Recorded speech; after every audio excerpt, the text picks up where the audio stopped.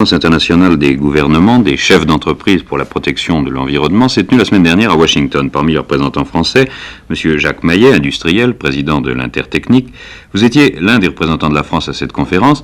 Qu'est-ce que vous y avez appris de nouveau pour la protection de l'environnement, monsieur? Eh bien, j'ai appris, je dois dire en tout premier lieu, la force que cette idée de la protection de l'environnement a pris aux États-Unis. Vous savez que le président Nixon a fait de l'année 70 l'année de l'environnement, que les États-Unis ont mis en place une agence pour la défense de l'environnement.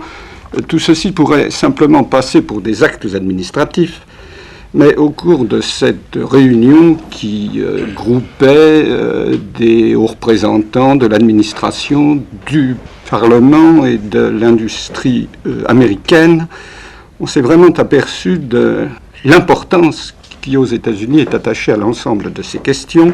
Les conclusions ont été les suivantes. La défense de l'environnement doit avoir une priorité qui est égale à celle des autres grands objectifs nationaux qui sont par exemple le maintien du plein emploi et la défense nationale. Comment va-t-on y arriver? Comment va-t-on orienter les industries vers des façons de faire qui dégradent moins cet environnement? Probablement par voie de taxes sur la pollution, c'est-à-dire que l'on prend conscience du fait que nous vivons dans un monde fini, que des biens qui étaient considérés comme des ressources infinies, comme l'air et l'eau, ont une valeur parce qu'ils ne doivent pas être détruits. On fera payer les gens qui les détruisent, ce qui aura comme double conséquence d'inciter les industriels à faire des recherches pour mettre au point des procédés de fabrication qui ne polluent pas, d'autre part à détourner les consommateurs des produits qui engendrent de la pollution, puisque l'effet de ces taxes se reportera sur le prix.